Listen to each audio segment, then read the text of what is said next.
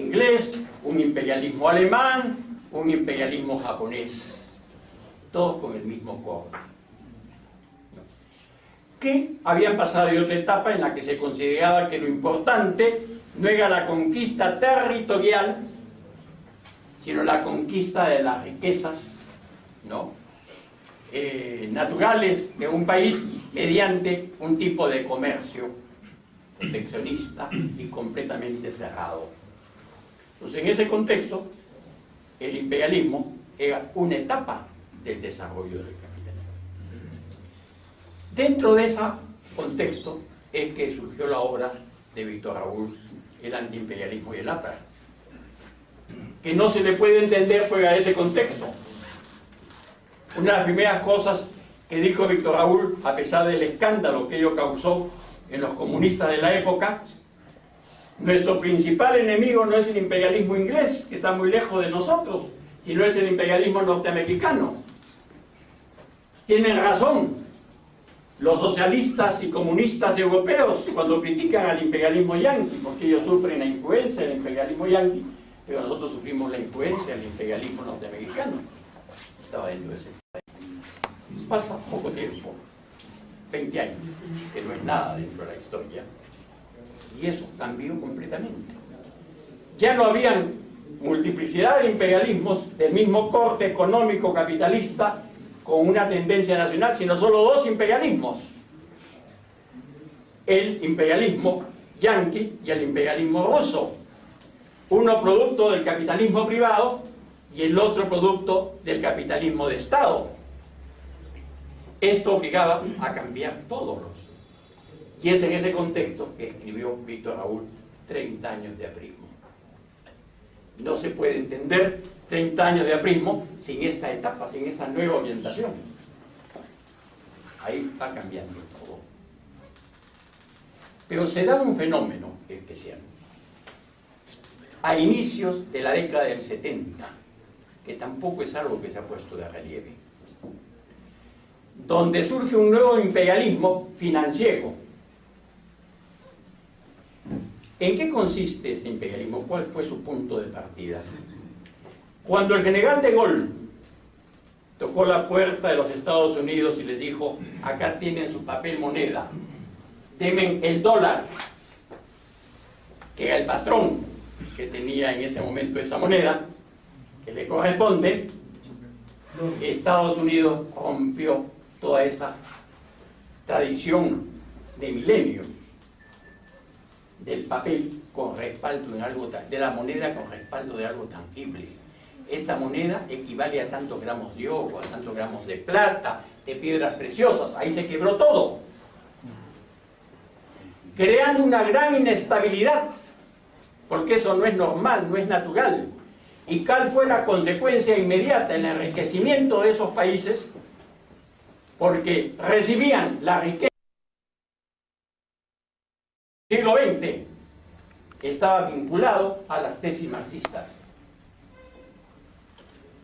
Sin embargo, eso tiene un proceso de maduración más lento. Si no se hubiese dado la Primera Guerra Mundial, lo más probable es que en 2 años hubiese desaparecido el movimiento marxista en Rusia. Eso lo consolidó. Además, la paz, que es una paz irracional, porque lo que se le cobró y que tuvo que pagar, y lo acaba de pagar, creo, terminó de pagarlo hace 2 años Alemania, por la Primera Guerra Mundial, es una cantidad pues irracional. Eso no podía perdurar. En la Segunda Guerra Mundial empieza a fortalecerse Rusia y se convierte en una potencia, pero algo se quedó. En el año 52, Nikita Khrushchev abrió la caja de Pandora al señalar todos los abusos que había cometido Stalin durante su gobierno. Pero ahí se dijo lo siguiente: bueno, esa es una autocrítica, ha salido del mismo núcleo del marxismo, significa que hay propósito de enmienda. Nikita Khrushchev, además, inteligentemente se convirtió en un líder mundial buscando la paz. con su doctrina de la coexistencia, en la que se inspiró Víctor Raúl en su doctrina de la convivencia. Hay una estrecha vinculación entre la coexistencia propuesta por Nikita Khrushchev y lo que después propuso Víctor Raúl dentro de la convivencia. Pero ya había una brecha ahí. Tanto es así que los filósofos más destacados que estuvieron vinculados al marxismo, como sería el caso de Sartre, como sería el caso de Bertrand Russell, señalaron que aquello que los había vinculado al marxismo no era su ideología, sino simple y llanamente que era el movimiento que luchaba por la clase obrera y que se habían vinculado a ellos por solidaridad a la clase obrera y no por sus tesis políticas ni filosóficas. Bertrand Russell escribió un libro, ¿no?, La crítica de la razón dialéctica, que tampoco es algo que se ha puesto de relieve. Está dentro de la misma mentalidad de Aya de la Torre.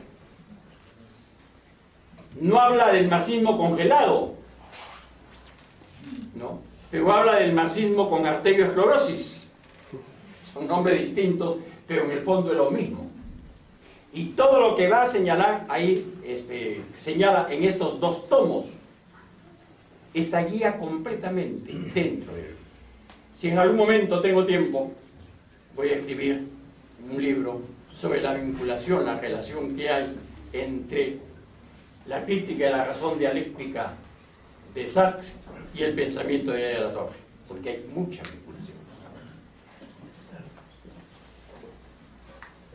Todo esto duró un tiempo, pero en el año 56, con la invasión a Hungría, nuevamente se vino abajo, y es cuando renuncian también grandes filósofos al Partido Comunista, como sería el caso de Camus, Merleau-Ponty, gran parte de la inteligencia francesa deja el Partido Comunista.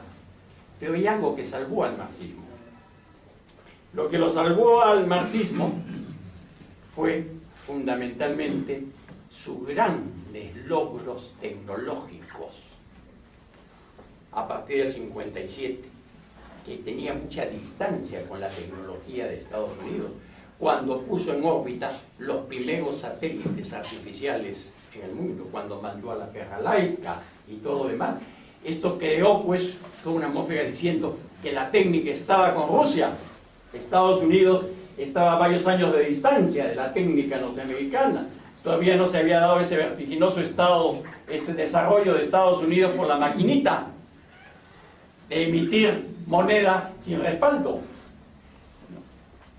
Entonces eso, y otra cosa que lo salvó fue este carácter poético que le dio una nueva vida primaveral, que fue la Revolución Cubana.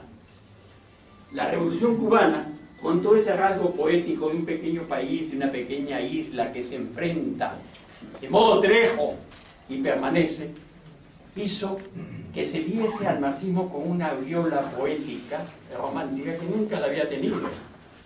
Y esto explica el por qué prácticamente el marxismo se fue apoderando de la mayor parte de nuestras universidades latinoamericanas, desplazando incluso al APRA de las universidades. Pero tampoco eso podía durar.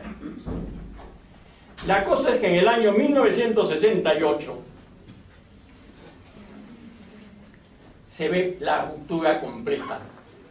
Llega el signo de los tiempos que ya caía el marxismo, con la Revolución de París de mayo del año 68. Ahí ya se dio el libro. Lo que trató de surgir de modo inmediato, y se veía en ese momento, era como un renacer de las ideas anarquistas. A muchos de ellos se les consideró anarquistas, se consideraba que nuevamente el anarquismo irrumpía en el mundo, pero fue enseguida sofocado por un nuevo movimiento, que era el maoísmo, que es el único que tiene vigencia en la actualidad, que no hay que confundirlo con lo que sucede en China. Una cosa es el maoísmo y otra cosa es el gobierno y la estructura política de China.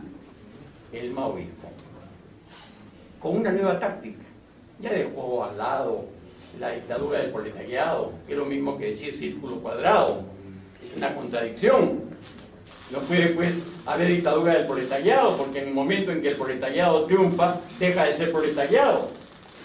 Psicológicamente y todo lo demás, se convierte ya en la clase dominante y por lo tanto no proletaria. Eso es un absurdo. Se olvidaban de todo eso. Y señalaron algo que, fíjense, lo resaltó tanto Russell como Sartre desde el año 72-73, y parece que no hemos aprendido la lección ni hemos sabido escuchar. ¿Cuál es la táctica del maoísmo? Es el terrorismo. Porque al realizar acciones terroristas se obliga a la respuesta del país, y ellos dicen, para responder la ilegalidad se tiene que caer en la ilegalidad. Por lo tanto, la táctica es provocar con actos terroristas para ser perseguidos y demostrar que la legalidad burguesa para ellos no existe, no tiene sentido y que atenta contra los derechos humanos. Entonces, ¿cuáles son los grandes resortes que se apoya el maoísmo? La legalidad y los derechos humanos. Esto, reitero, lo han descrito al detalle a partir del año 72 Bertrand Russell y Sartre. No es nada nuevo. Entonces vino ese también sofisma por connotación de la guerra sucia, que es un sofisma completo, no por denotación sino por connotación, porque si hablo de guerra sucia es porque supuestamente existe una guerra limpia, y no hay guerra limpia. Toda guerra animaliza al ser humano, toda guerra por su misma definición es sucia. Otra cosa, por supuesto, es que alguna autoridad, ¿no?, señale que se tomen directamente acciones indebidas de un modo consciente, y otra cosa es lo que sucede en el fragor de la batalla. Después de las sangrientas guerras que hubieron, que derrocaron la tiranía de los 30 en Atenas, estamos hablando de 4 siglos antes de Cristo, los argumentos que se dieron para dar la amnistía podría aplicarse a la realidad actual. No se puede culpar a un ser humano en la guerra como si se tratase de un acto humano en una situación normal, porque la guerra animaliza al ser humano. Esa persona que en el desayuno con su compañero está llorando la muerte de su compañero la noche anterior, y que en el almuerzo tiene que llorar la muerte con quien estaba hablando en el desayuno, termina animalizándose.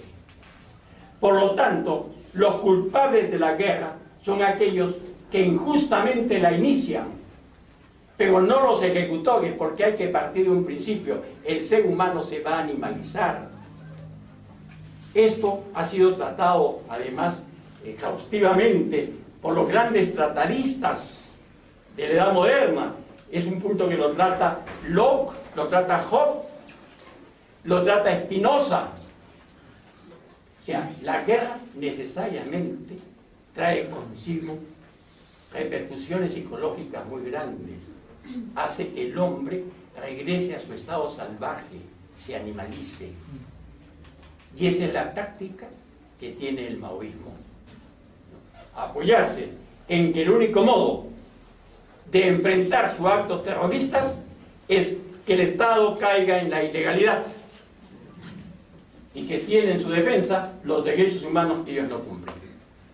Y es ese donde el marxismo actual que nos tenemos que enfrentar, que ya no es el marxismo-leninismo contra el que se enfrentó allá la Torre. Hay otra forma de terrorismo que proviene ya de un fundamentalismo religioso, que es el terrorismo árabe. La religión musulmana no tiene jerarquía eclesiástica, no tiene pontífice, tiene profetas, profeta menor. Claro, porque el gran profeta es Mahoma, tiene profetas menores. Y el profeta no solamente ve lo celestial, lo espiritual, sino también lo temporal. Y el profeta se encarna en el gobernante de turno. Entonces, no hay modo en el que en un momento determinado la jerarquía pueda poner orden, porque esa jerarquía religiosa no existe. Existe solo el profeta. Y el profeta obra de acuerdo a su iluminación instantánea, momentánea, y ese es otro tipo de terrorismo, que surge con una motivación religiosa, de una religión, reitero, que no tiene jerarquía eclesiástica, tiene profetas. Y cada gobernante es visto, admirado y venegado como un profeta. Es otro.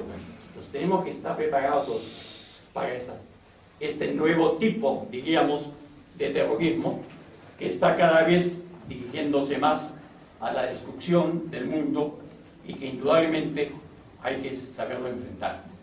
Bueno, con estas palabras, diríamos, de introducción, la próxima vez entramos ya a la ideología cristiana.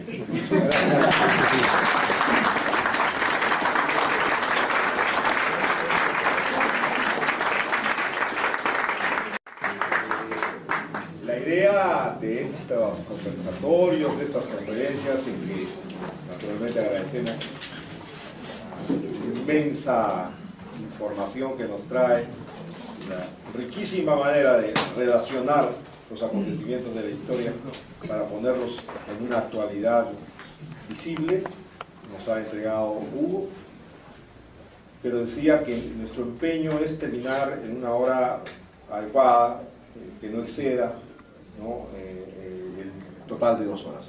De manera que nos quedan solo para ello 19 minutos.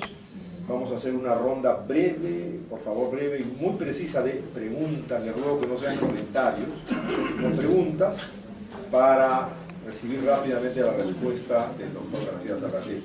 Una pregunta por aquí. ¿Alguien más que desea hacer una segunda pregunta? Una tercera arriba, una cuarta inmediatamente y nos quedamos ahí, porque el tiempo puede que no cambie. Sí.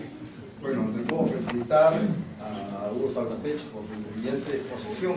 Quizás hacer algunas anotaciones para que el público la reconozca. Cuando se habla de San Simón, se está hablando de una localidad, como se habla de Montesquieu, Carlos II de Montesquieu. Por otro lado, también algunas pequeñas cosas como el pensamiento que recibe Trotsky, la revolución permanente, no lo recibe directamente de Proudhon, sino lo recibe a través de Parvus. Él mismo lo dice en su libro Mi vida. Por otro lado, también sobre el tema de que no hay sistemas que abarcan la realidad completa, quizás el concepto filosófico de realidad no es el preciso, sino es el concepto de real. Realidad es cuando uno la concibe. Real es lo que está fuera de uno, independientemente. Tú conoces filosofía y lo sabes. Después también, cuando se habla de epistemología y nociología, a veces se cree que se está hablando lo mismo. Cuando se habla de epistemología se está hablando del método científico, del conocimiento científico, y cuando se habla de nociología se está hablando del conocimiento sensorial, del conocimiento práctico, como se dice, se emplea más así.